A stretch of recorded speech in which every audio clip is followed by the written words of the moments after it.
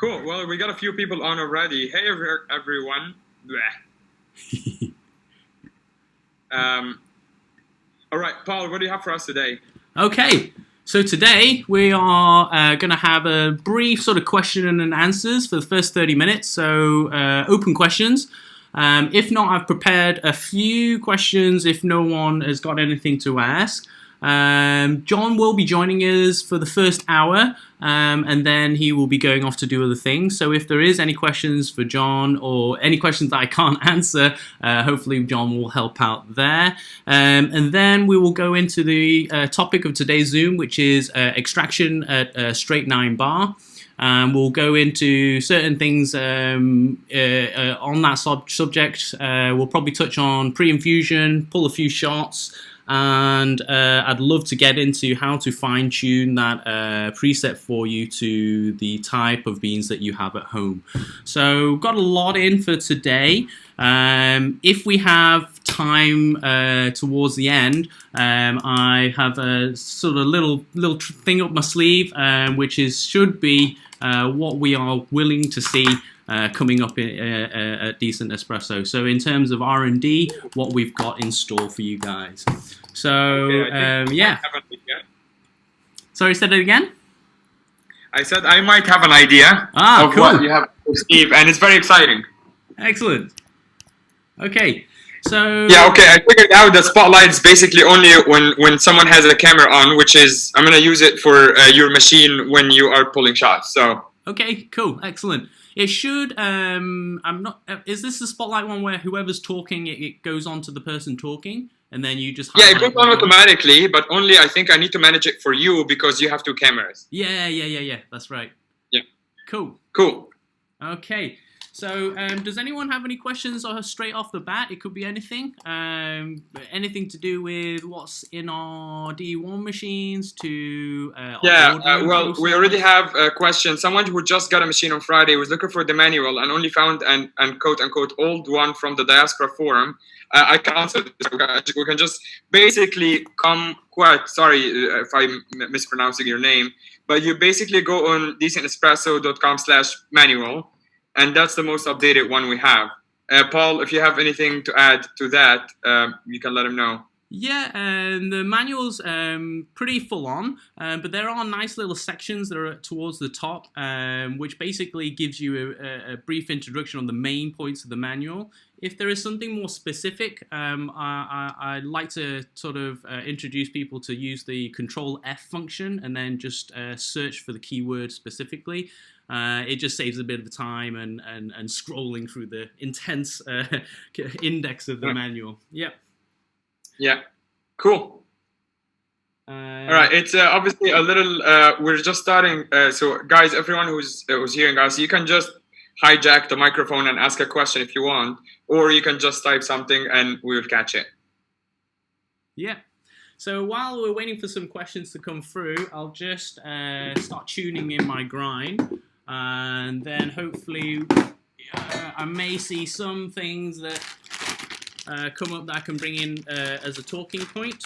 But always with any preset, it's kind of good to sort of find your grind before you really decide what you want to change. How many coffees deep are you in today? Today, I am 6th in my espressos today. Oh my God! Not too bad. I've not been drinking all of them. I would say I probably drunk 2 full shots, and then the rest I was just tasting the teaspoon. So I wasn't drinking the whole shots, but yeah, okay. Yeah, definitely on a higher shot count today. No, haven't quite got the shakes yet, so I'm still kind of all right. Yeah, okay. I could have used some of that. I've been moving for the whole day. Actually, I wanted to open the camera this week so just I can feel like I'm participating more. Yeah. But it looks like the bomb went off in my place, so it's not a good idea, really. Yeah, moving is always a bit of a chore, right? But, oh yeah. Okay. Have you got most of it sorted already? Yeah, like everything is now in the new place where I am right now, but like nothing is unpacked, obviously. So, you know, there's a washer on top of a TV, on top of an oven, and then a dog on top of all of that. So, oh, kind of fun. Cool. All right. If we're are you working with the machine now? Yeah. So I can just spotlight just, your. There doing you my go. regular thing. So I've just flushed the group head, given it a bit of a wipe. This is a good point. Like sometimes when I give it a wipe, the dispersion screen has a bit of surface tension for the water as it's dried up, and sometimes every now and again the dispersion doesn't come out as great. So I've got myself into a habit of just wiping, letting it flush again so that it pre-wets, and then when my extraction starts, it's got the best head start. So just something I've just noticed, but it's also a little thing that I've put in that seems to be quite effective. Okay, and what kind of beans do you have today? So today I picked up something really quite dark, and it's a good thing that you've kind of mentioned that as well, because it kind of ties in with what preset you should be choosing with the type of roast you are having. Now, because this is a straight 9 bar, what I think most people may not realize what I mean by straight 9 bar is that it essentially has no pre-infusion. And all the profile does, it goes straight to 9 bar, and that's about as complicated as it gets. So it goes to 9 bar. If you've got the stop by weight, then it will stop by weight. But essentially, it's a pretty simple profile, but it's very interesting from picking your beans point of view. And I'm just trying to find my funnel. I've got 2 things. Here it is. It's behind the laptop. Okay. Nice. It's quite interesting in that if you look at this, I don't know if you can kind of see it, but it is pretty dark. Yeah, I can see it, yeah. Okay. I'll grind out some... Oh, yeah, that is much darker than what you work with usually. Yes, and if you notice, it's smearing on my hand quite a lot. So it is quite an espresso grind. But the feeling underneath my fingers is not round anymore. It feels like wet sand. But I think that's part in part due to the roast, which makes it a bit more oily. And you can kind of see compared to this hand, I've almost I've just rubbed my hand in mud. So that is one of the characteristics of darker beans. They are more oily. But in terms of what that means in your extraction, your puck integrity will be a lot higher with darker beans. And this is a good point in explaining why this preset will match darker beans. Let's take Gentle and Sweet as an example. Gentle and Sweet was made for people who may have not so great grinders and their puck preparation may not be as good as others. Now, what this means when we're designing a profile like Gentle and Sweet is we want to give them the best possible chance of getting a decent extraction. Sorry for the pun, but there's no other appropriate word. But that happens a lot. Yeah, I mean, and that's why that profile was essentially made to give you a good experience from the start, even if your hardware or your technical abilities may not be as good as others. And that's what I want to bring over here, in that the extraction of Gentle and Sweet doesn't really exceed 6 bars of pressure. And then gradually decreases the pressure until it goes down to, I believe, 4 or 5.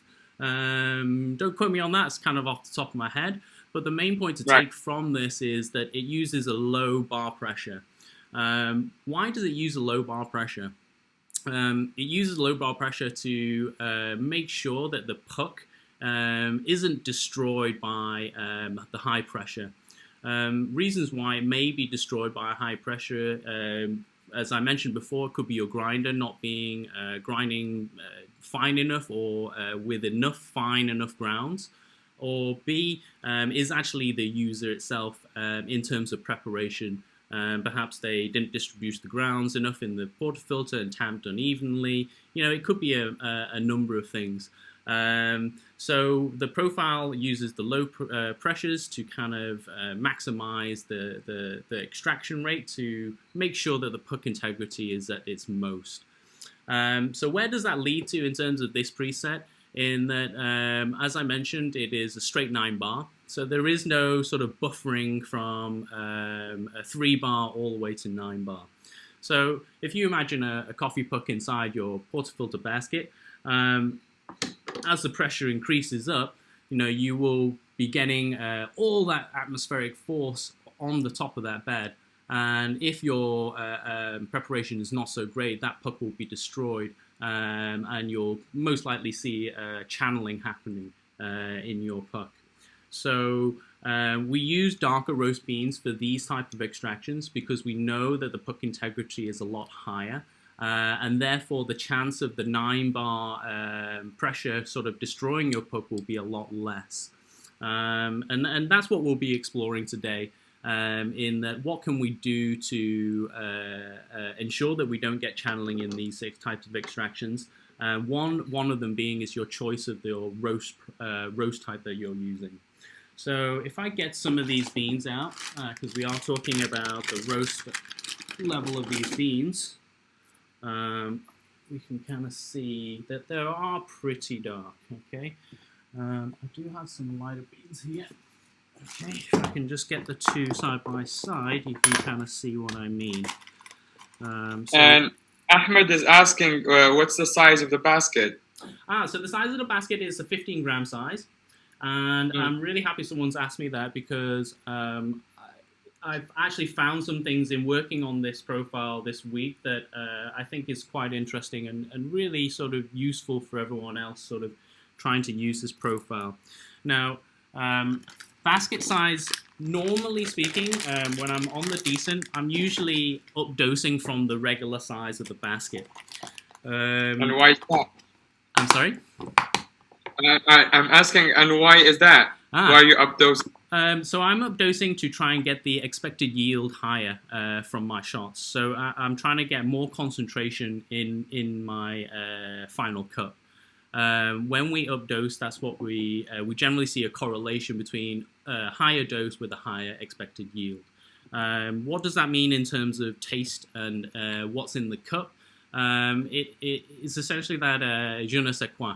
I don't know why I like this shot, but it's good. The more people who are familiar with taste will notice that there are a lot more flavors inside, and it's much more interesting than a lower expected yield extraction. But where that ties in with this preset is that I've been used to sort of overdosing with the decent. I think that is mainly due to the medium to medium light beans that we've been using. And because they are medium light, it's slightly harder to extract the flavors, meaning that they're less soluble than a darker roast. So when it comes to extracting a darker bean, because they are more soluble, meaning that it's easier to draw the flavors out, it actually extrapolates to you need less of a dose inside your basket. One being you don't need so much to extract what you need, but also number 2, in terms of what is happening inside your group head in terms of expansion. You may notice that when you use darker beans, they're seen to be more fluffy and more mass in general, as compared to a lighter roast. When you grind it out, it generally seems a lot more flatter and less in the portafilter gram per gram. But what this means in extraction is that what seems to be a more of a mass in the darker roasts will expand more in the group head than as compared to the light roast.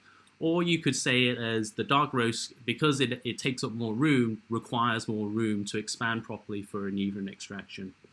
And that's what I've found. Not from looking at the bottom, but more from analyzing the graph. And we'll go into that when we pull a few more shots. What I'm talking about specifically is the volume in cup in correlation with the flows per second. And there are telltale clues what is happening inside here and what you can do in terms of adjusting your dose to get a better extraction. Okay, and we'll also go into some of the taste difference that you will see if you do fine-tune it that way. In what I found this week, it is merely 0.5 gram to 0.8 of a gram difference as compared to what I'm using in medium to medium light. So that was a very interesting thing that I found in playing around with this this week. So let's see where my grind is right now, and let's see if we can start seeing on the graph what I was just trying to explain to you just there. Okay. All right. Okay, so I'm now just going to make sure everything's connected because I do need the water in line. Okay.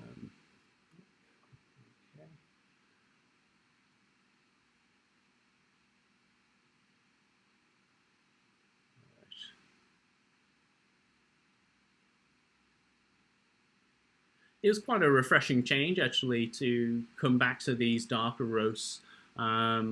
I used to cook a lot of dark roasts back in the day, and this brought back a lot of memories. Right. It's I can understand why a lot of people don't like dark roasts. It doesn't give you that a lot of room for error.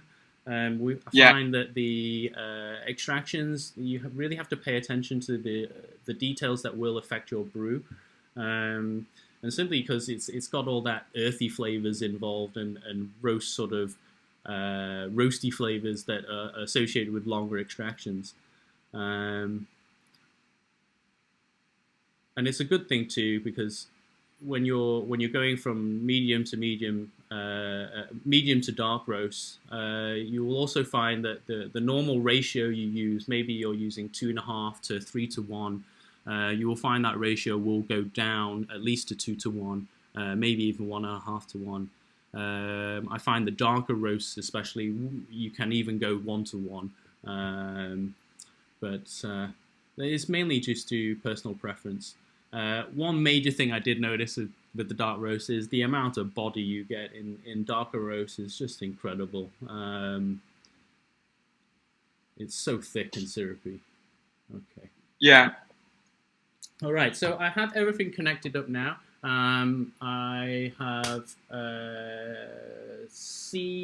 I have fine-tuned this grinder previously, but to a different dose.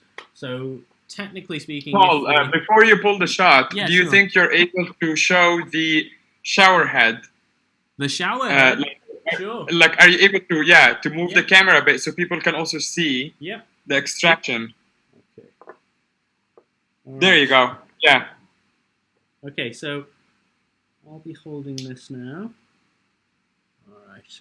So this is my, I guess, first shot from 2 hours ago. So the grinder could have jumped. It's quite humid in my house right now. Humidity generally kills the grinder. Well, not kills the grinder, kills your grind setting. So I may need to fine tune this, or I may not. So we'll soon see. Yeah, it's raining outside as well. Okay, so this is pretty fast. I would say a little bit too fast. So the grind has changed right now, but I've used the same doses before. But visually speaking, the flow rate was, it should start slow at the start and increase in pace towards the end. If we look at the graph here, okay, we can see that it pretty much immediately went to almost 3 milliliters a second. What was coming out through the group head was 5 milliliters a second. So that was very, very fast. The flow rate I'm really sort of expecting on a lighter roast, and we can even see on the pressure gauge here that it didn't even reach up to pressure. It only reached up to 7 bar and stabilized there. Right. So that is pretty clear. You know, we watched from the bottom for the flow rate coming out the bottom, but the graph also confirms what we saw at the bottom too. And that's what is great with feedback from the DE1. Old school baristas like me, you know, we're used to watching from the bottom, but now we don't have to do that, or we can, and we, you know, reconfirm ourselves with the graph here. Just plain looking at this now, it's very easy to see that the pressure is lower. Okay, now you can just read this pressure line and immediately think, okay, was this due to channeling, or was this due to my grinder not being fine enough? Okay, now it's to cancel out the notion of was it channeling. Okay, we can zoom in into the graph just by clicking on the corner. We can zoom back out again by clicking again on this bottom right corner. Okay, now when you zoom in, you will notice a yellow line here. Okay, now this yellow line, what is this yellow line signifying? It is the puck resistance. Okay. Now, is this a calculated line from the algorithms inside the app? And it is telling you how much resistance is being made by the puck or whatever is resisting the flow of water. Now, when you have the line go all the way back down to the x-axis, it is basically signifying a channeling. Okay, so we can have a look here to see if the yellow line has started from the x-axis and has it ever reached back to 0. Okay, now we can see on this graph that it never has, so we can safely assume that this shot didn't have any channeling at all. Okay, now if the shot didn't have channeling and you know that it didn't reach up to pressure and the shot finished pretty quickly, just under 18 seconds. Okay, this gives me 3 telltale signs that the extraction was under-extracted, and I could easily reach a better extraction if I just fine-tune my grinder here, or I could also think about updosing my dose by half a gram. Okay, now for the sake of keeping things simple, and because I am still finding my grind, I will immediately make a new grind change. Okay, so we are using a niche here. Sorry for the light. Okay, see if I can get you a better light here. Okay, so we are on 15 and the third. Okay, on the grinder. All right, so we were. Okay, yeah, that's pretty clear. Okay, but bear in mind your niche may be set a little bit differently. But I will go a full notch, and then I will see where we go. Okay, so 1/3 there. All right, so go back to weighing some beans. I'll try one-handed. Okay. So 15 gram basket, you're updosing a bit. So what's the weight? Actually, I'm not updosing because this is darker beans, but I would normally updose with medium to medium light beans. Now, the last shot I just did was 14.7, okay, and I'm using a 15 gram basket, okay, so I'm actually starting to underdose my basket, and the reason is the evenness of the extraction from the bottom, but also when I was tasting this earlier on today, I noticed that the more dose I had in my basket, the less sweetness I was getting into my cup. Okay, now I have a theory on this in that why is this happening? Oh, hang on, I'm just going to pull this out to be a lot quicker. Why is this happening? And I think this is closely tied to the pre-infusion. Now, obviously, we all know pre-infusion helps with our extractions, but how does it help our extractions? It helps our extractions by pre-wetting all the grounds as evenly as possible in the shortest amount of time. Okay, and that essentially prepares the better coffee or the coffee puck to start extraction with the flow rate going in matching the flow rate going out. Okay, so that is what pre-infusion is. Now, what you'll find when you're doing pre-infusion is that the quality of the cup will increase, mainly due to the evenness of the extraction. Now, if you are doing a 9-bar extraction like this and finding that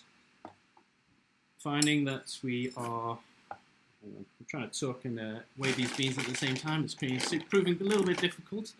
But when we are talking about a 9-bar extraction, we don't have that pre-infusion. So what is our limiting factor with this recipe is the amount of coffee beans it takes to fully saturate before the extraction starts. Now, one of the discoveries I've noticed is that this is quite a old type of recipe, and with older type recipes, you historically look at how was it made in history. So if we look at the old Italian sort of E61 type machines, it was very common to find 7 grams as your single dose and 14 grams as your double dose. So what we're seeing here now is we're going very close to those original recipes that were matching the E61 profiles, which were straight 9 bars. So this, I think, is not by chance.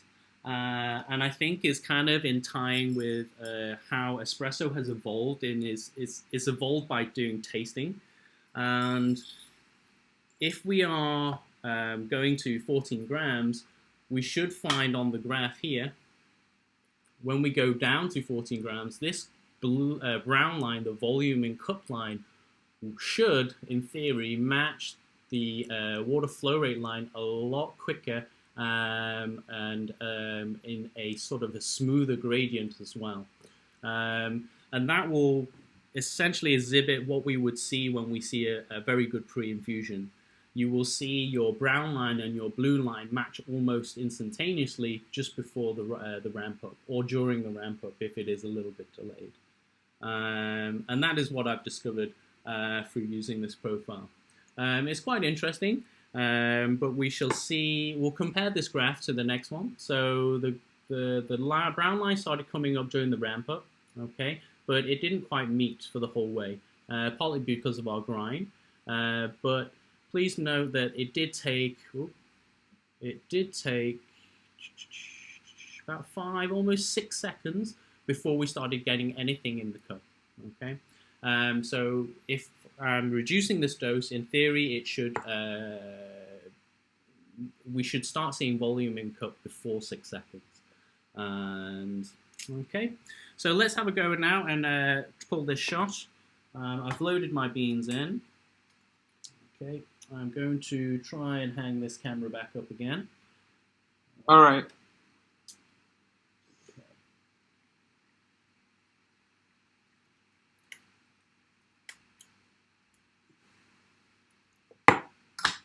Grind it into here.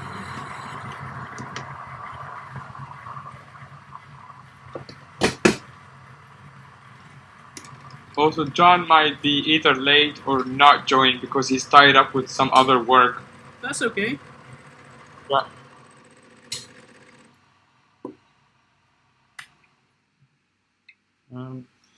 I have a feeling he might have thought it was 9 o'clock today. Right. Because I didn't actually tell him. I just advertised it. Yeah. Okay. So, different technique this time. I've just ground into the niche cup, into the funnel. I'm just going to shake it in there. One reason is my camera's kind of blocking my movements to kind of nutate it in. Yeah. We will make do. Okay, so this is 0.5 gram less, okay, compared to my last shot. But we have increased the grind size. So technically speaking, this should still be under extracted. And I'm giving kind of very bad habits right now because I should have only really changed one thing at a time. So if this was you at home, just change the grind setting first before you change your dose. Otherwise, it's a little bit easier to confuse yourself. But of course, if you are confident, then by all means. Okay, so let's just check. Okay, so we're going to go again, and hopefully we'll see a little bit of pressure, increase of pressure, but I do expect this to be unextracted as well. So the scale has auto-tared.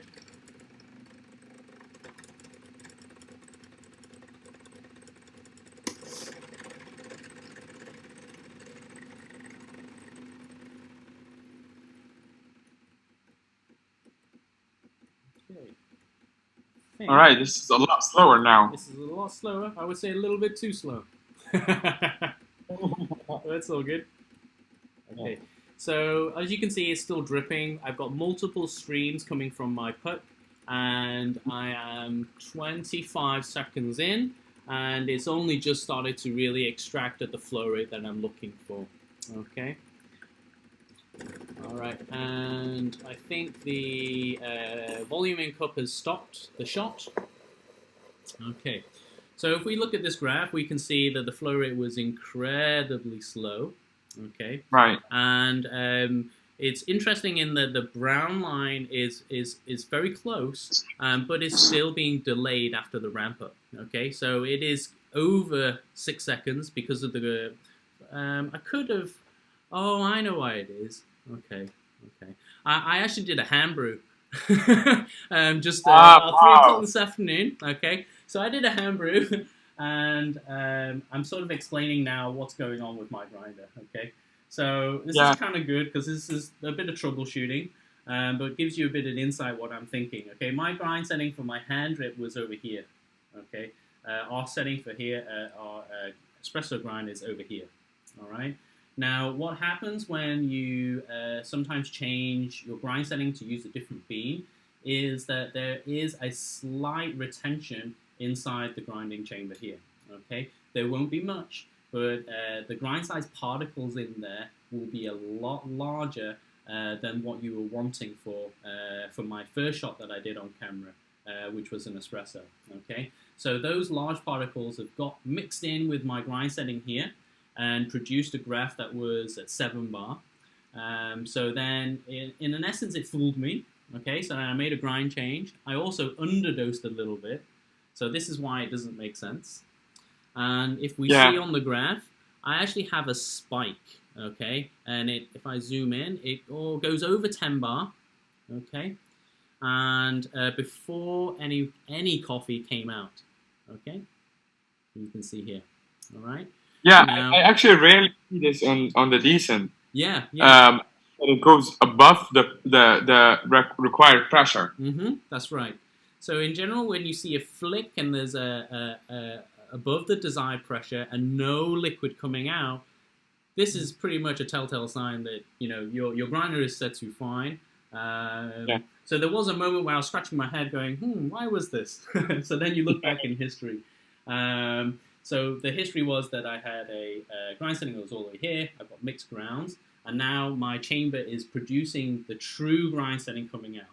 In general, most grinders will have 2 to 3 doses of clearing the chamber before it is the true setting that you've changed.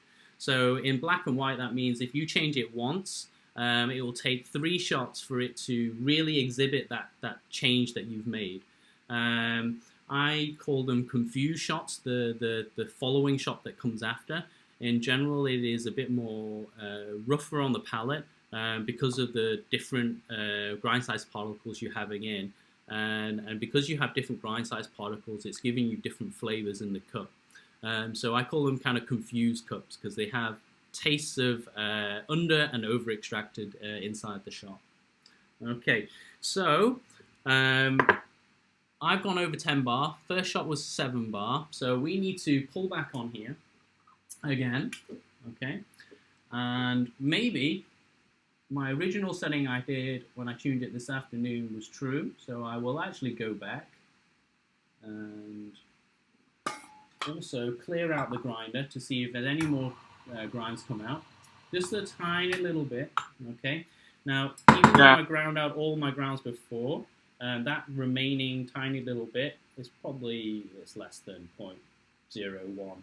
But let's say that was double or 3 times that amount. That will start to interfere with your extraction, especially if it was coarser. And if the explanation is that the space between the grinds as you tamp is larger, so the resistance is a lot less, even if it's a small amount like that. Okay. All right. So back to the extraction. Hopefully, I can pull one out. Hopefully. No. All right. Third time's charm. So third shot in. I've changed my grind. Need to ray out more beans. Okay. And hopefully, I will start to get into the ballpark now, and we should be able to analyze the graph. Okay. Now, what would these shots taste like? If you've noticed that I've not really tasted these shots.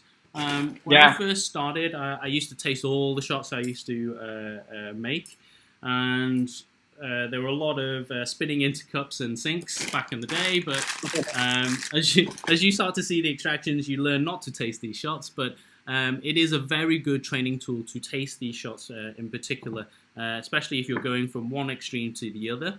And it's fairly useful if you have maybe, let's say, a kilo of beans, and you will get very familiar with the taste coming out of these beans the more you use them.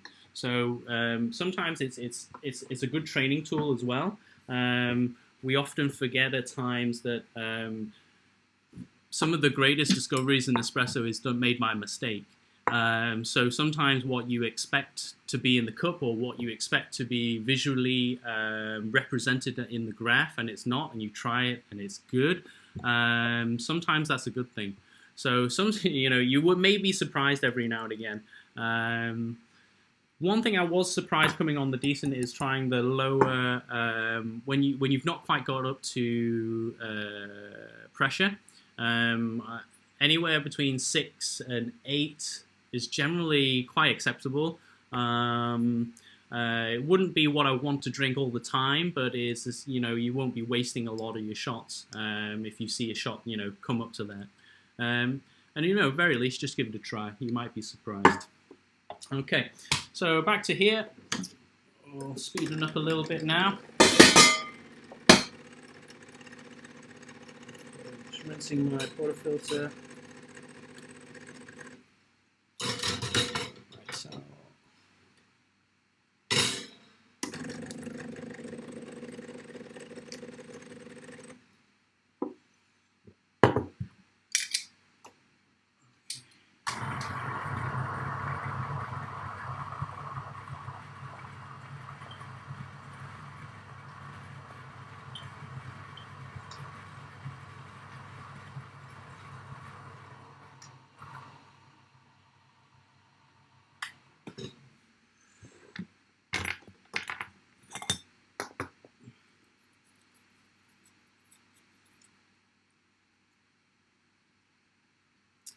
Another thing to note as well when you're using darker beans is that they are more oily, and more oily beans will tend to clump up more.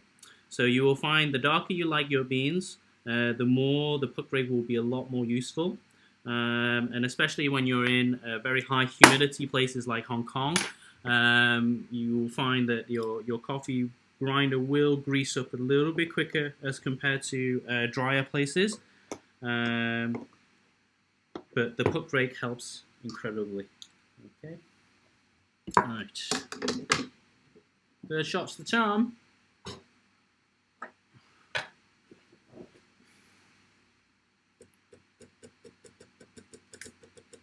All right.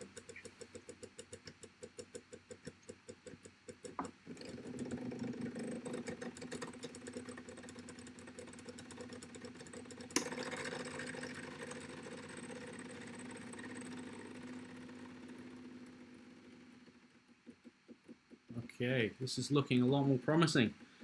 Moral of the story: don't touch too much of your grinder, especially when you set it a few hours ago. Okay, so you can see here I've got 3 tails coming out. Okay, that could be improved in your extraction, and I'll explain this in a moment when this shot finishes. That looks a lot better, though. Yes, it looks a lot better. Okay, you notice how it also protruded out a lot here, where this bubble is here. Can you see that? Okay. All right, we'll go into explaining some of this right now. Okay. Now, if we see on the graph, we can see if I zoom in.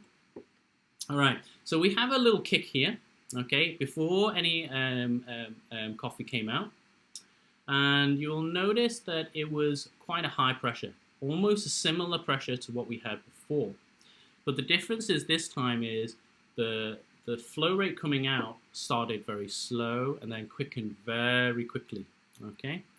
Now, what we saw at the end was a 3 milliliter extraction coming out. That is, to me, is a little bit too quick, okay? But the start was incredible. Is what I was kind of looking for, okay? But where it had trouble, okay, is when we saw the 3 multiple streams coming from the bottom of the portafilter, okay? What does that mean in terms of your extraction? In terms of extraction, it means there are pockets inside your portafilter that aren't being penetrated by the water. Okay, so the water is going at the path of least resistance, and it is essentially going down one of the three coffee tails that we were seeing coming from the group head. Okay. Now, what are the possibilities, or what is causing those tails to happen? All right. If we were able to zoom in on the bottom of the portafilter at the start of extraction, we would see that there would be clear holes where you can still see the basket as the extraction is happening. Now, that is what we're seeing there is dry spots inside the portafilter head, and those dry spots they're just dense pockets of coffee that aren't pre-wet, aren't being extracted, and are just there as a plug on your basket. Okay. Now, this could explain the pressure peak here, as the pressure had to go higher than it was desired, but in order to force the coffee out.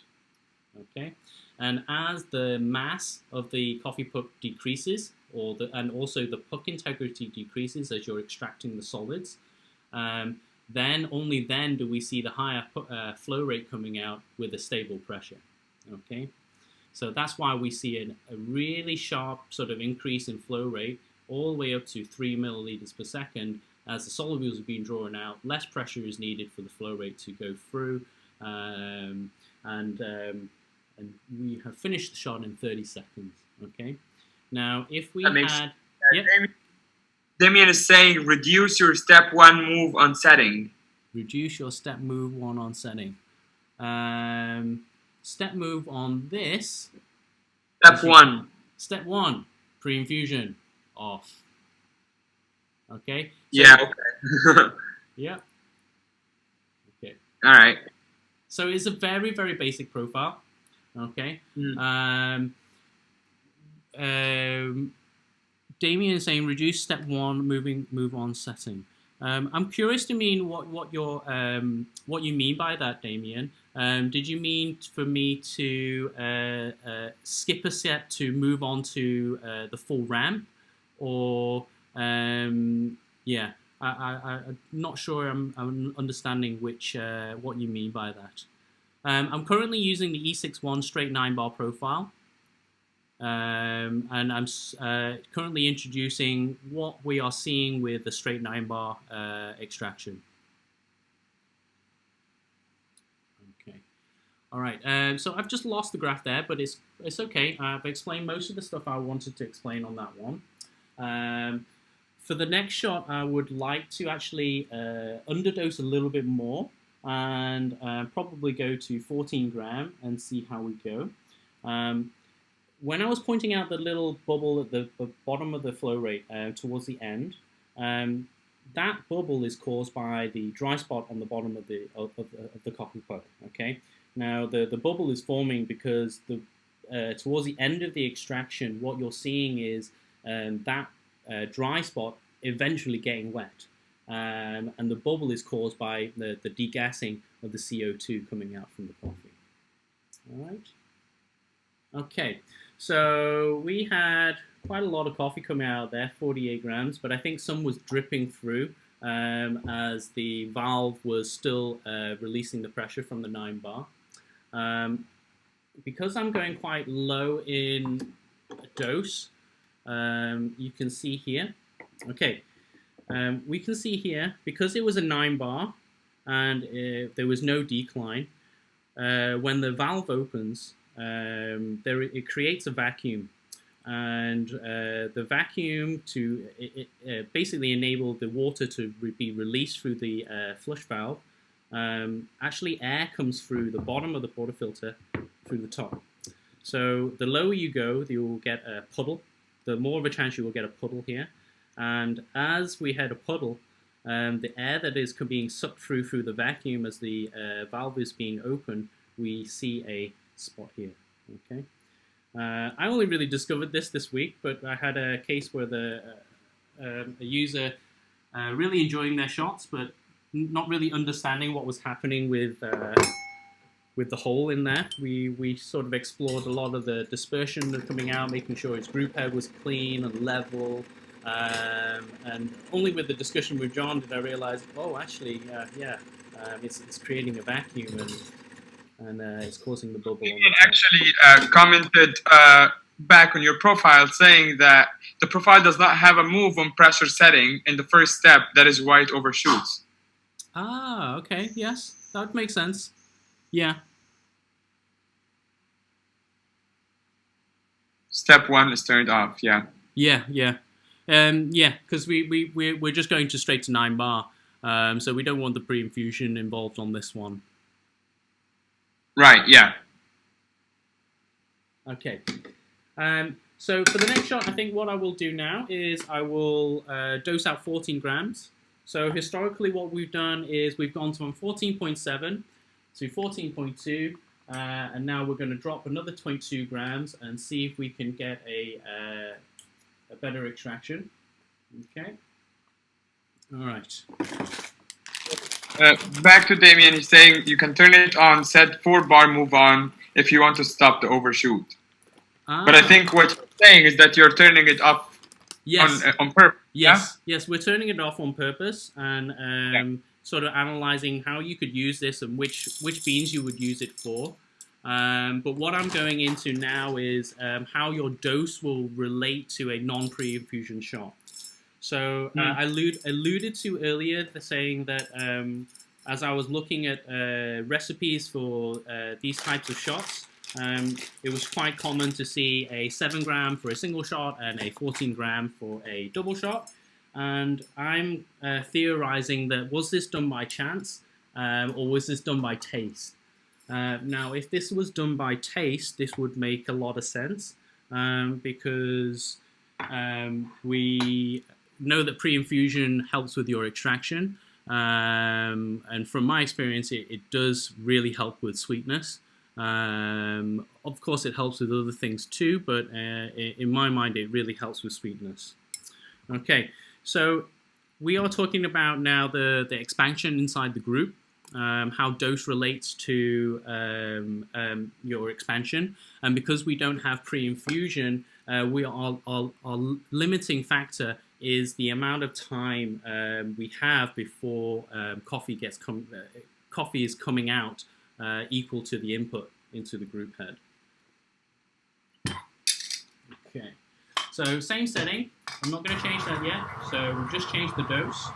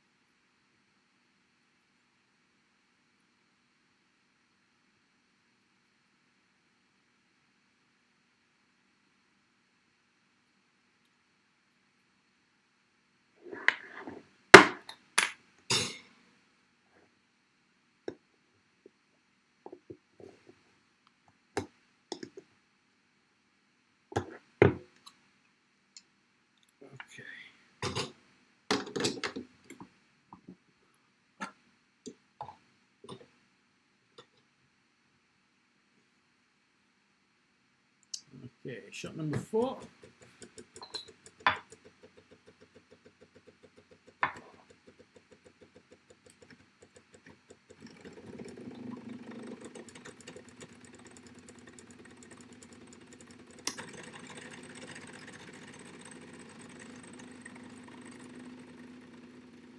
It's a nice cup.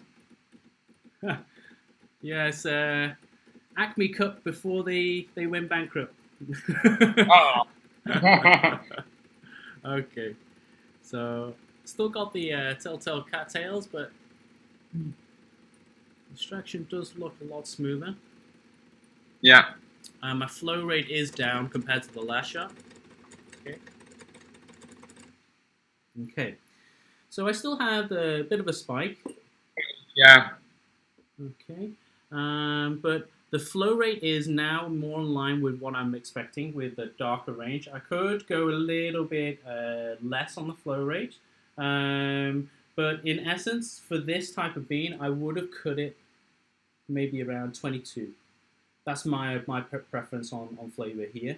And I would have pulled it a little bit shorter. It came out at 43. I've been tasting this coming out at 30 grams in the cup with pretty good taste. Got a lot of nut.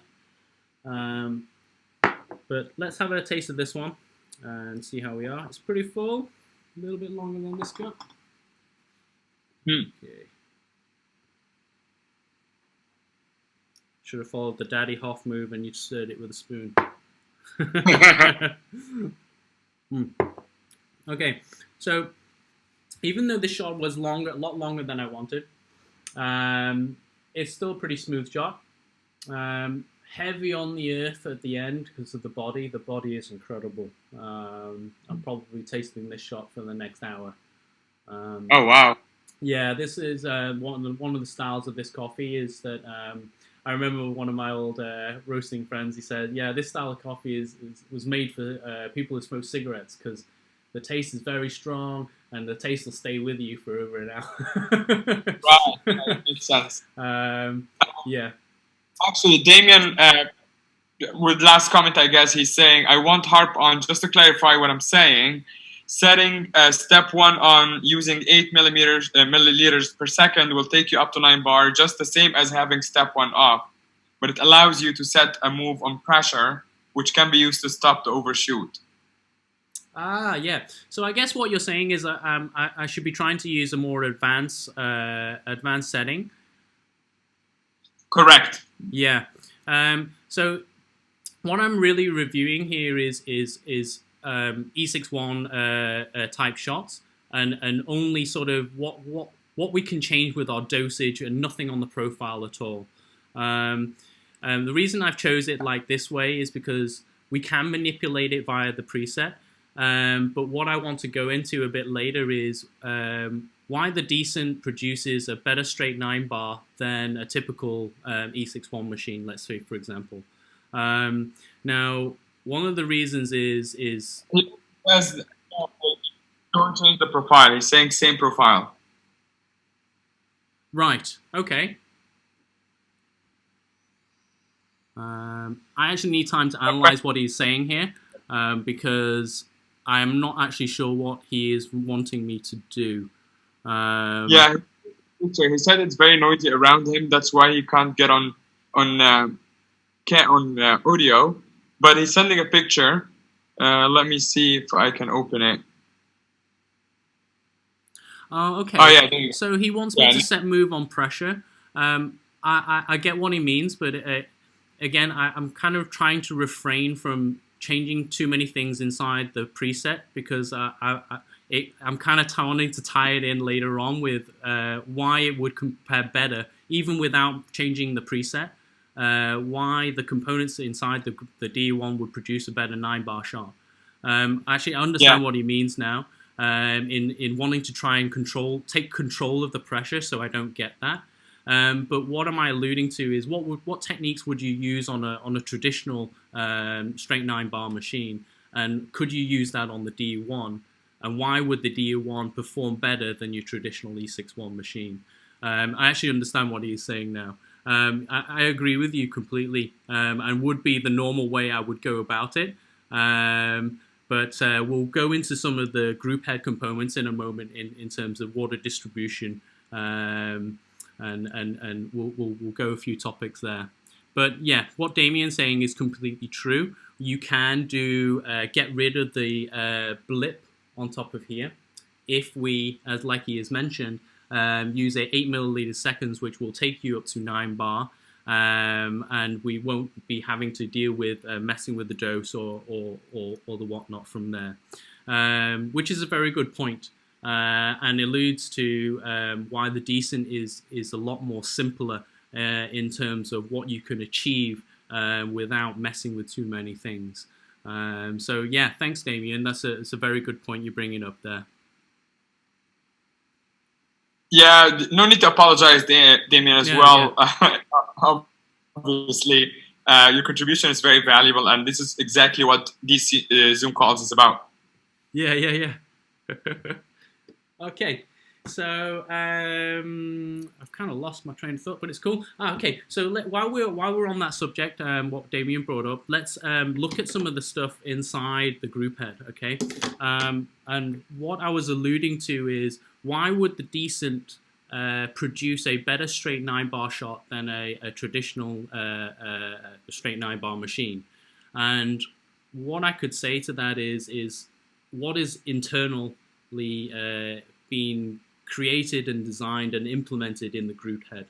Okay, most of the Decent Espresso users will know that we have multiple brass plates, and a dispersion screen before the dispersion screen to really help distribute the water for pre-infusion.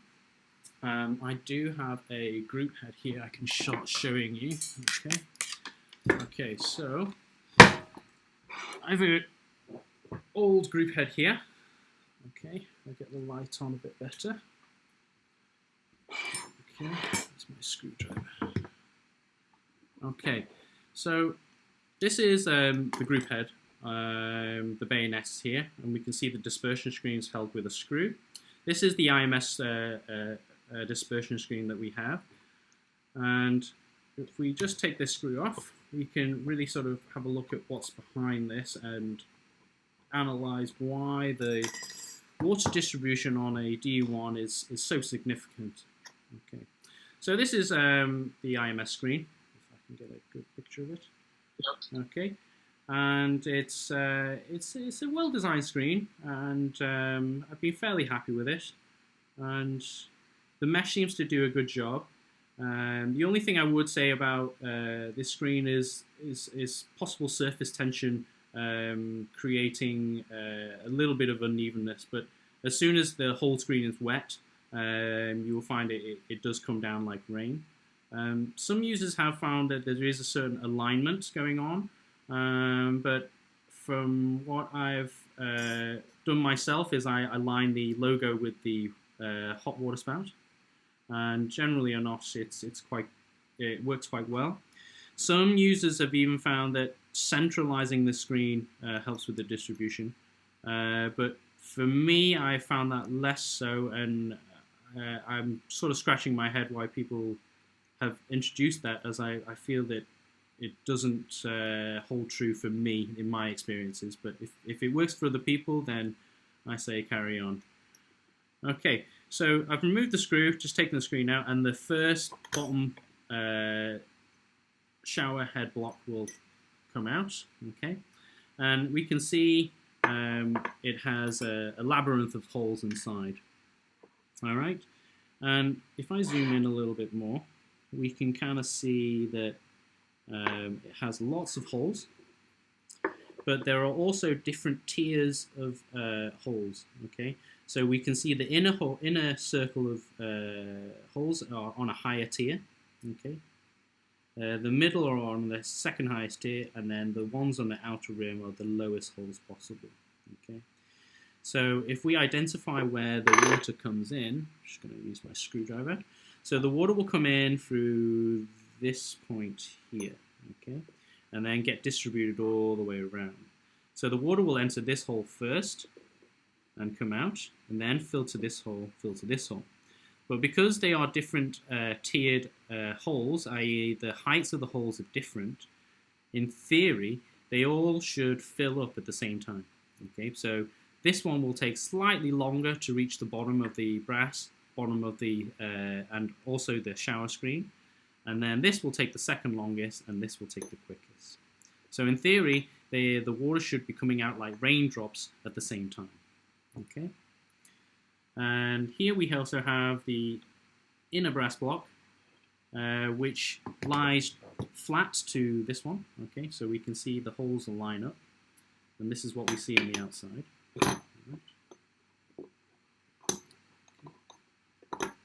Alright. This is the temperature probe, which is the one just above the puck. Okay. And you can kind of see that when it is installed, it is almost touching the brass plate here. Okay. And this is a good noting point because I'm going to talk about that a little bit later. All right. And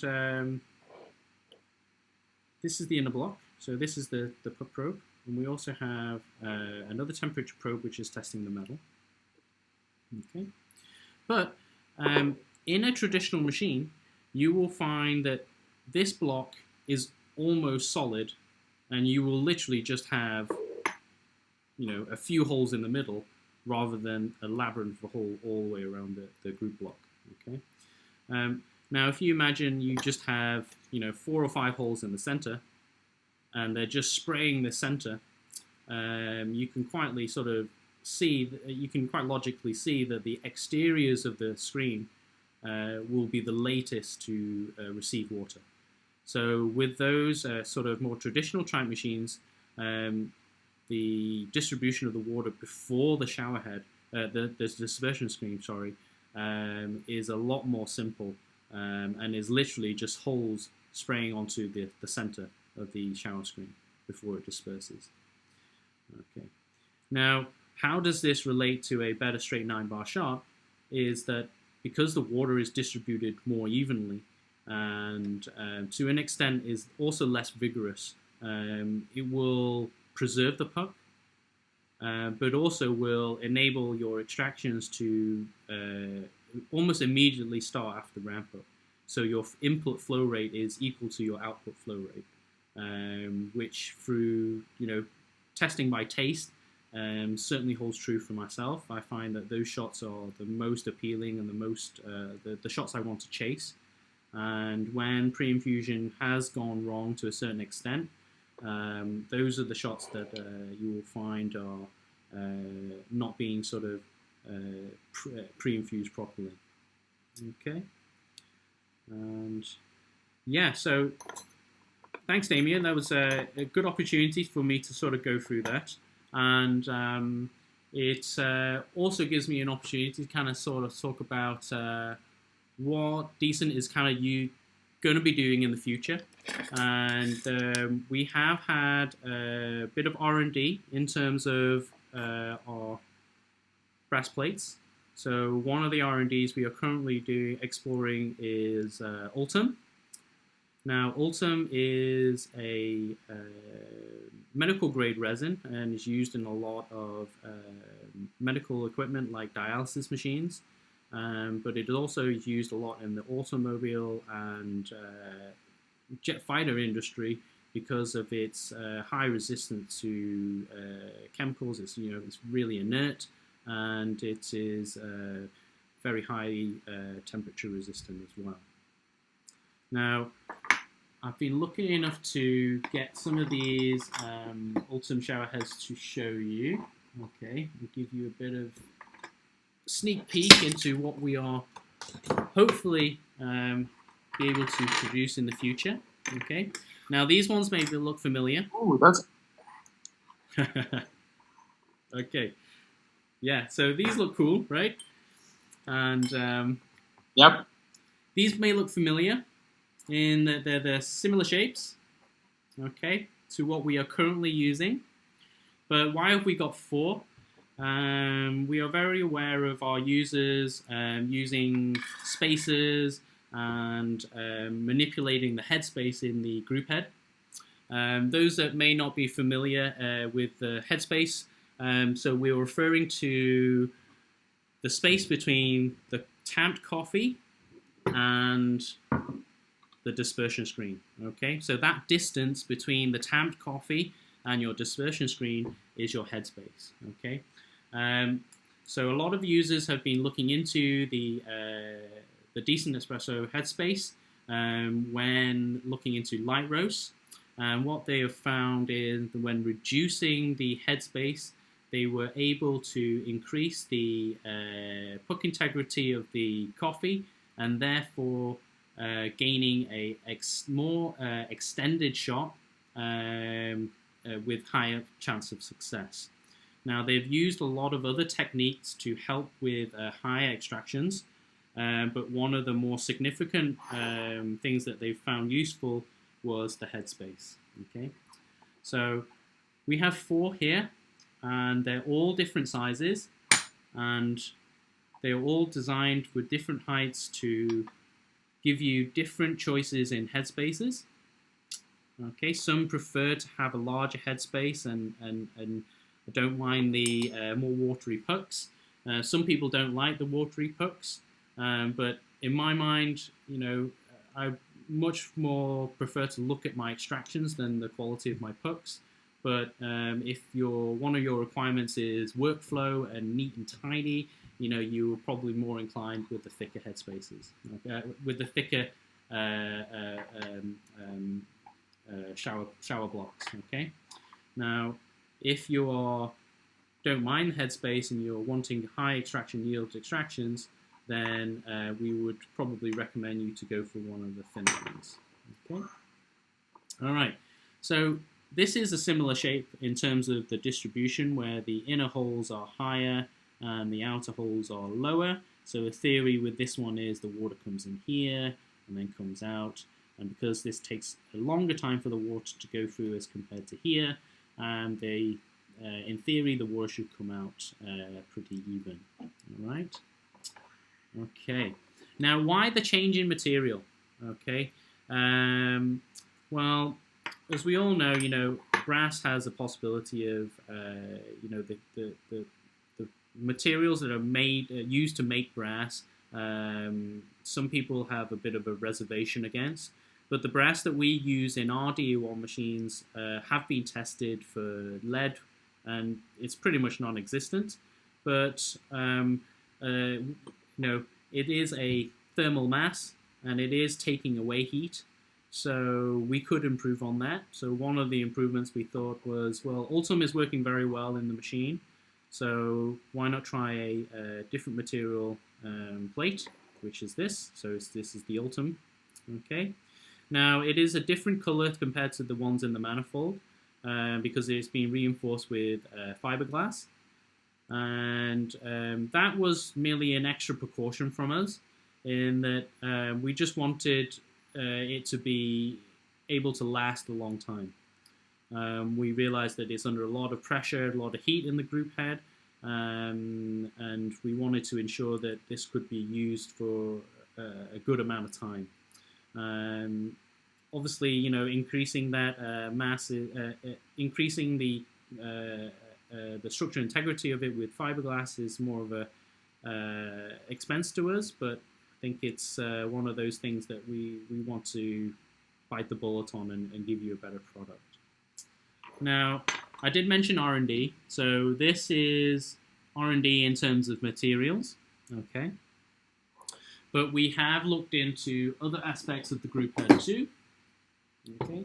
And some of you may be familiar. So this is what we call... Yep. Topic. Yep. On the R&D topic, Damien has a comment. Looks like your R&D is missing an important factor of the spacer, that is the space between the screen and dispersion outlets. The space creates an accumulator which slows the turbulence or jetting above the screen. Okay. Yep. So these blocks have been designed so that you won't actually have to, you could, but you won't actually have to implement a spacer. Okay. So I have 4 here, and each of the 4 are different sizes, so different thickness.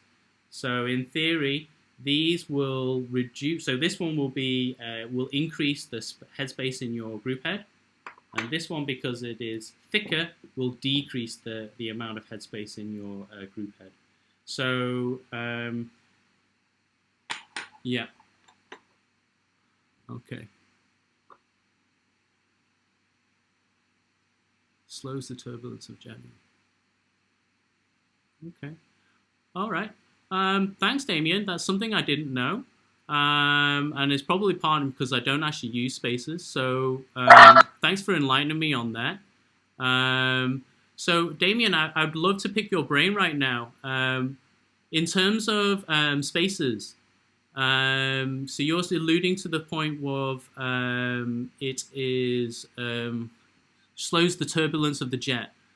So could we actually do that in terms of on the profile, in terms of the turbulence, i.e. reducing the flow rate in the profile to negate the use of that, or to basically to solve that problem? Well, he's saying that we're kind of missing the point. It's just about lowering the screen.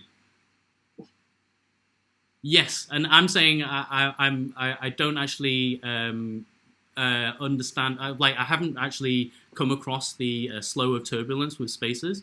So from my understanding of spacers was it was merely to reduce the headspace. He's bringing forth that it is also reducing the turbulence, i.e., the flow rate going into the group head. Right. He's saying it isn't just about the lowering the screen. It's about the physical property of the water. Okay, fantastic. All right. Well, the good thing is that because there is a choice in heights, technically speaking, you should still be able to use your spacers in conjunction. Right. But I have to check with that one because it was really something that I didn't really know about. So, yeah.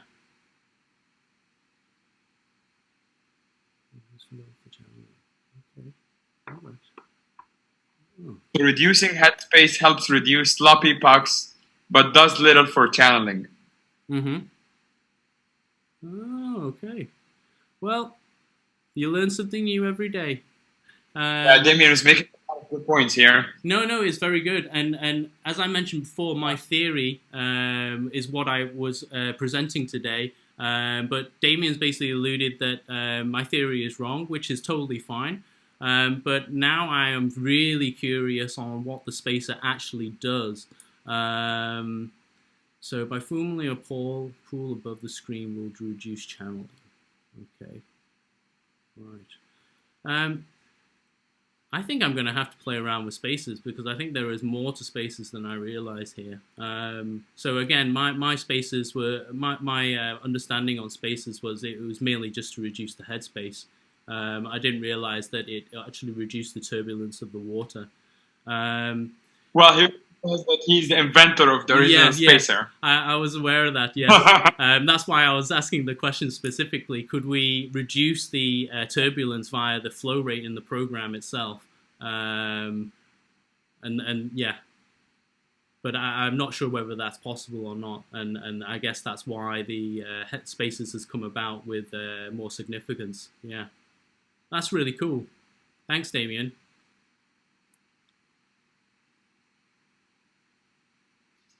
All right.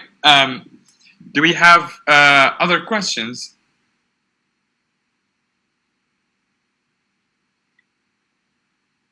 Let's give it a few more minutes from everyone who's listening. We actually have quite a number of people. So if also, I think we can do the same offer as last week if anyone is comfortable enough to open their camera, show us their workflow, all of that, we're happy to comment and just share with you guys. Okay, so I guess I will be looking into spacers a lot more coming up, but I can still go on with what I was saying in terms of R&D. So one of the main things about the new Ultim pieces that I have in front of me is that we are also playing around with different patterns. Okay, and the different patterns are basically to see if the different distribution of water or the unevenness of the water affects your extraction. Okay, so we have different designs here that will either let the water go through to the middle first or to the outer or roughly about the same time. Okay, so they have the similar pieces in terms of where it is locked in and the water enters in the same place. But we do have different patterns in terms of the geometry, and we also have used the different tiers as well. Okay, so we can kind of work out where the water will come out first in this one. In this one, we can see the holes in the middle are on the lower tier. So the water will fill up and come out at the middle first, and then to the sides, which are these ones here, and then to the ones in the middle. Okay. So what are we really sort of looking into is an even flow or distribution of water for pre-infusion the most ideal? There are some users on diaspora who have really sort of delved into coffee science and really looked into how coffee is being extracted at different parts of the coffee pot. So a guy called Stefan Reeves, he's been very active on diaspora and presented his data in a very presentable way. And I think essentially this is where this R&D project has come from. We're really sort of exploring, pushing the boundaries in terms of is even better, and can we taste it in the cup? So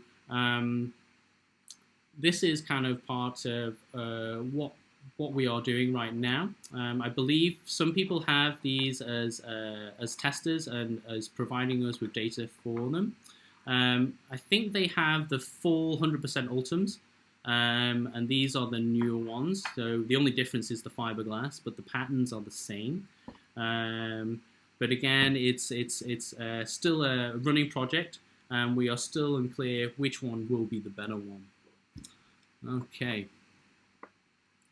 So, as well as exploring those parts, who is not using a decent, so I would actually politely decline on the workflow on this one. Yeah. However, he does have a very cute dog, so I would happily look at the dog. But yeah,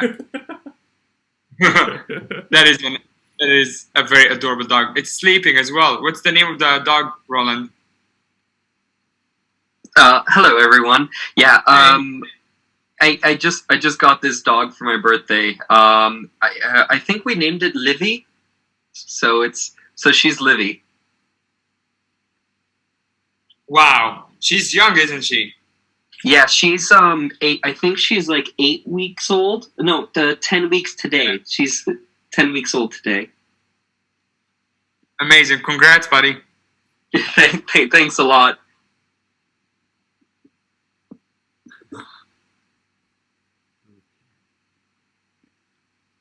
So I'd just like to finish my point as well on why the D1 straight 9 bar would be better than your typical commercial machine.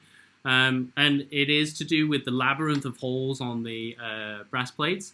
Again, if it was on a typical E61 machine, the holes wouldn't be as elaborate, so the dispersion of the water would be more centralized. And that's where we're getting the more sort of higher yield shots from the decent, and from what I'm tasting, it's definitely a lot more sweeter, and it's kind of quite cool because straight 9 bar shot now. I look at it, and because I'm using a lot of light roast, it does seem a lot more intimidating to go onto a machine that is just 9 bar. And I think in hindsight now, I just wouldn't even try to use a light roast roast coffee on those machines. I would be more inclined to sort of seek out that medium dark instead, and knowing I'll get a decent result out of it. But on the decent, if you wanted to try it, you could probably try it with a medium light roast and see what you get. But it wouldn't be as good as what you're used to in terms of from other profiles. But I would say with a certain level of confidence that it would be a lot better than your standard E61 machines that are just straight 9 bar. So that is in terms of the components inside the group head, and why I feel that the D1 is special in that way. And it is kind of hidden away, so not a lot of people, until they clean the machine, will see this part. But I think that this part is where a lot of the magic happens. And yeah, all credit to the decent team for designing this. It's fantastic.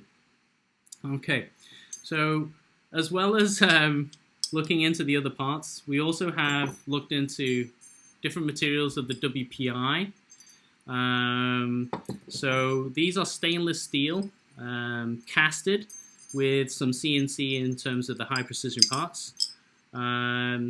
Now we've moved from brass to stainless steel. Obviously some people have reservations with brass, but as mentioned, they are tested to be pretty much free of lead. But these are stainless steel. Now these will these react to heat slightly differently in that they take less time to heat up, but that will also affect the way that temperature stability is being done inside the machine. Now, with a little bit of calibration, I have no doubts that these will become almost the same in terms of stability of the temperature. But where I'm finding a lot of interest is where the sensors will be on the Ultim blocks. Now, if we see on here, if I take the old block here, I'll move it over here so you can kind of see it a little bit better. Now, if I put the block onto here, I want to point out one part is, okay, so if you can see here, the temperature sensor probe is almost touching on the Ultim, as it was on the brass plates. Okay, now what is that going to do with your temperature readings as compared to a brass plate temperature reading? The brass will confuse the sensor a little bit. You will get some temperatures from the brass and some temperature from the puck itself.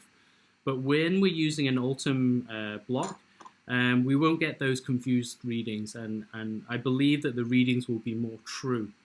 I suspect what we will see would be a lower in temperature in terms of what we're used to reading, and we may even start to lower the temperatures in some of the recipes that we've been doing, as now the brass plate has become an Ultim and is not stealing heat from your extractions.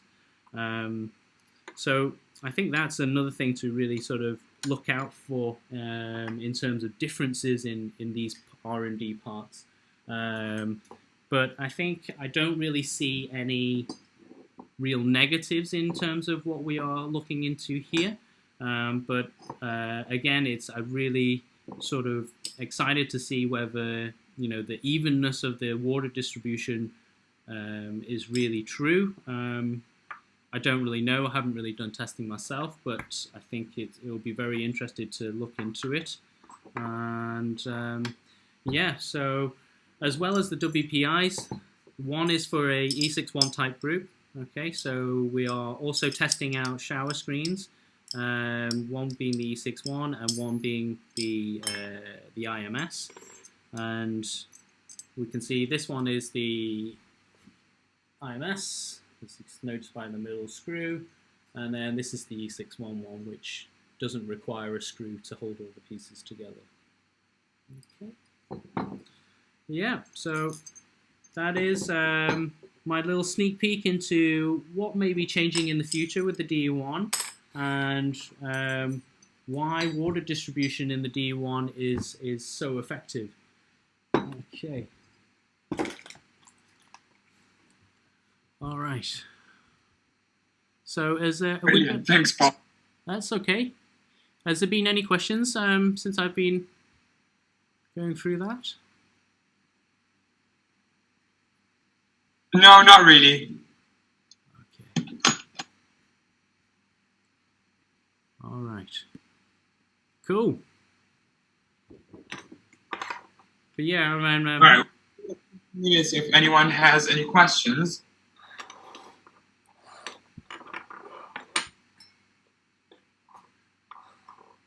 I was really quite shocked when Fabrice showed me all these. I actually thought we only had one design, and then he showed me all these. My eyes were like, wow, that's a lot of different patterns, a lot of testing to do.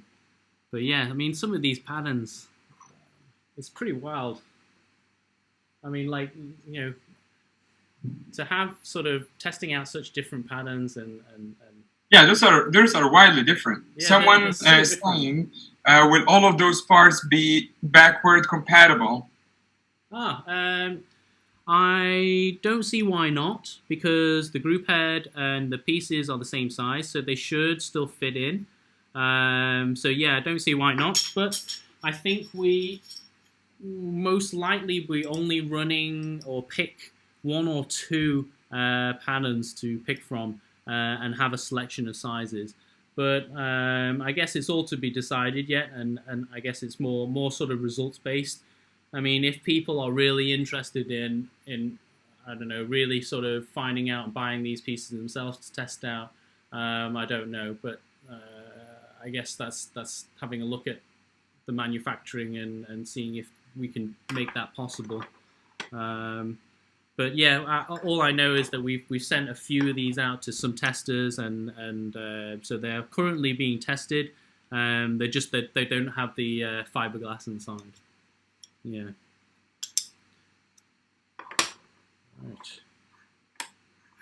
Right. Also, yeah. We have another question. If you put the camera in the body of the Decent, so we can't watch the shot on the tablet, is the Decent software open to get that to work? I think he's saying so we can watch the shot on the tablet. I think this is more a John question, to be honest.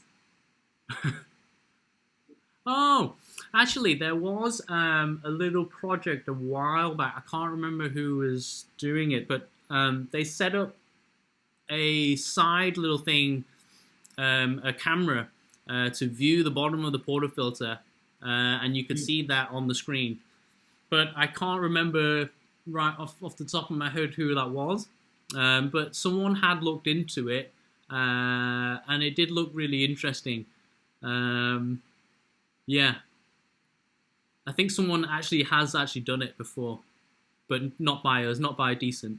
I think someone else. It seems like a simple idea that is simple enough to actually execute. Yeah. I really think I've seen a video of it. I mean, there was a shot of the graph, and I remember seeing a little camera on the side, and they were just literally pointing it up.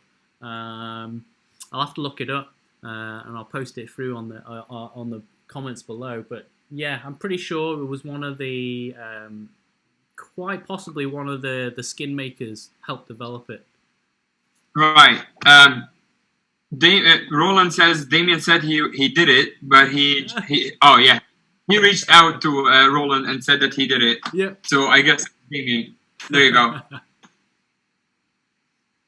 Ahmed is also asking quite a different topic. He said, I notice occasionally that there is a spray of coffee/water coming out of the puck when dialing the allonge. Why is that? So the allonge recipe is a very high flow rate extraction. So it's at 4 mLs for the entire duration. And you because of that, to enable that high flow rate, it requires a coarser ground. So the chances of it channeling during those types of shots is not uncommon. Yeah, if you're used to sort of slow, beautiful flows coming out of your portafilter, you won't expect that from a allonge.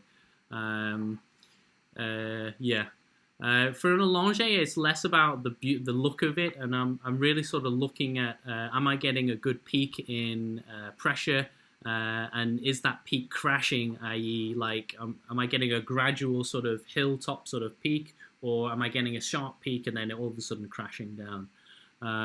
So that's what I'm kind of looking for with allonges. Yeah. Just reading. All right. So Damien's comment on the camera thing. He says the problem with the tablet that it only has one USB port, so you need an extra USB port. That actually makes sense. Wi-Fi would mess up the Bluetooth, and the Bluetooth is already a delicate area. So I guess that answers the camera question. Yeah. But I would be very curious about what John thinks of this whole thing.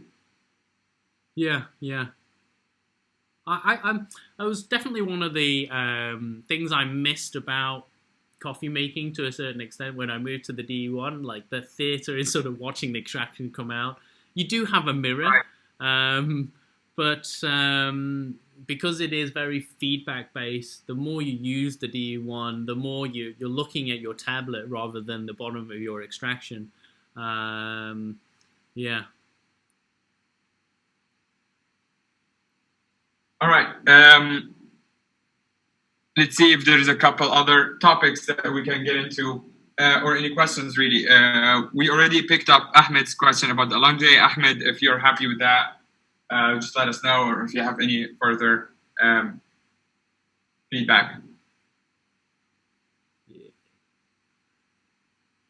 Okay. I don't know if you want me to speak and ask my question, or would you like me to type it? You can speak. That's fine. Okay, sorry. Look, it's Doggo again. So my question was about the decent scale.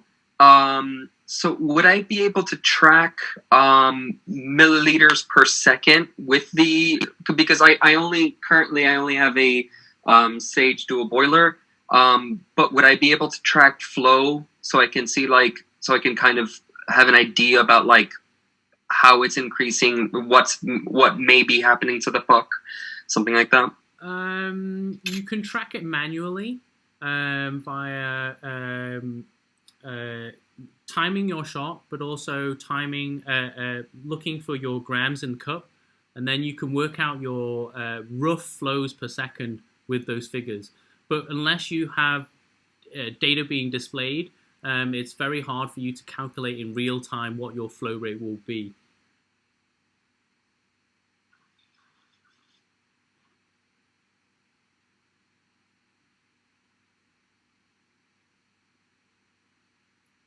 All right. Well, Roland, I think you're on mute in case you don't know that. I thought you might be talking. Okay. Yeah, no, thank you. I was just kind of thinking of what if it would be, if that information would tell me honestly anything without the extra data that a decent would be able to tell me. Yeah. Where the scale will be useful for you is in your consistency in your shots. I mean, you probably less so on knowing about has your shot being fully pre-infused. The only clues you would see is how delayed anything is coming into the cup, or how fast it is coming into the cup. Because, like I said, you've not got anything to display your data for you. So you're only reading the data from your scale and what you're seeing visually. So again, your scale would help you immensely in terms of consistency and knowing in stopping your shots within your ratio that you've set for your recipe. When we were doing it by eye, 5 milliliters doesn't sound like a lot, but in the cup it tastes a big difference. So so mainly in terms of your ratio accuracy and your consistency in flavors from there. But until you can get something that will display your data for you, less so on the pre-infusion front. Yeah. All right. Thank you. That's all right. For people also who don't have a DE1, there is the SCP app. I think the app that comes with the DE1 software. You can buy a Bluetooth pressure dongle that you can get implemented in your machine, and that's one way you can kind of gather data that way. And it has a nice little app that presents all your data for you and records of what you've done for that recipe and things like that. It's quite useful, and will give you sort of an insight on how you can use that data to improve or to learn more about coffee. Yeah.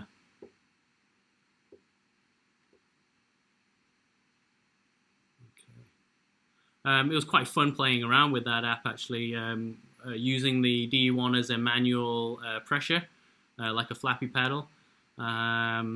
Takes a little bit to get used to, like you make sure you got a good contact on the GHC, but with a bit of familiarity with the dial, it was quite fun. Where I use that the most is if I see a spike and I want to reduce the pressure straight away and try and save my shot, because I know the shot's going to be not as good anyway are more inclined to play around with it. But yeah, it's kind of a nice little thing to do. Okay. So I think next week's Zoom is going to be the same time. We'll have another general Q&A, and not sure if I'll have a follow-up on this one. I think I probably will do. I might see if I can get a spacer from somewhere and do some justice with Damien and really research what he's created here. Yeah, I'm really intrigued to see what the spacer does in terms of what I can experience from it. I'm sure I'll benefit from it as well. I see a lot of positive reviews with the spacers. So thanks again, Damien, for helping produce that and being part of the decent community. You contribute a lot. And yeah, so we're coming up to 2 hours now. So if there's no more questions, we'll look to wrap it up. Yeah. Yeah, I think, just for the floor, if anyone, there's a few people who are obviously listening, but have been kind of quiet. So if you guys want to, just share something, just have an opinion or any feedback on the Zoom calls, please feel free to, all right, we have Dr. J here raising their hand. There you go. Dr. J, you can just speak. Hi. Hello. Sorry, I was actually just congratulating on a good Zoom meeting.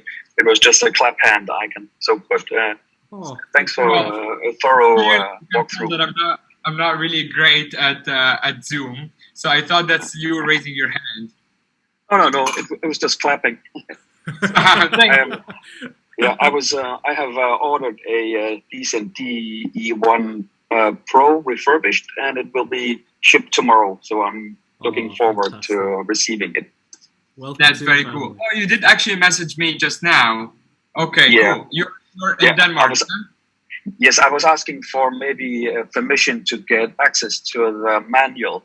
It seems like you have to be invited to the diaspora forum, which I'm not, but I hope I will be in a few days. Yeah, I can help you with that right away, basically, right after this call. Yeah. Thank you very much. Okay, have a nice day, everybody. Okay, and pretty cool to sit with you. Okay, bye. Thanks, man. I can see the dog waving too. It's so cool. I just like to also, like, in general, I like to hear from people instead of even just typing. If someone has a chance, you can just come in and let us hear your voice. That dog is adorable. Yes. Okay. I would mind, but maybe next week when my place is less of a mess. Yeah, bring Yari on. Yes. Okay. Well, thanks very much, everybody. These Zooms are getting easier to do the more I do, and I enjoyed this one a lot more. Even with the challenging questions from Damien, they're more, the questions are more than welcome. I don't know everything, but it's great to sort of hear back from people that have created some of these things, and also gives me a chance to learn something too. So, and I guess that's what these Zooms are about. So, thanks very much, everyone. Actually, there's one final question for you from Hilda. Does multiple streamline while the extraction mean the entire puck is well saturated? In general, no. The quicker those streams come together, the quicker your puck is expanded and is fully saturated. The more streams and the longer your streams are there for, the more likely your puck is not saturated enough yet. So it does give you a telltale clue. It won't hold true all the time, but it's generally a good indication to see the quality of the final cup that you're extracting. So it was a good question. Yeah. Okay. All right. Thanks, Paul. All right. Thanks very much, guys. See you next time. Bye. Bye-bye. See you next week. Cheers.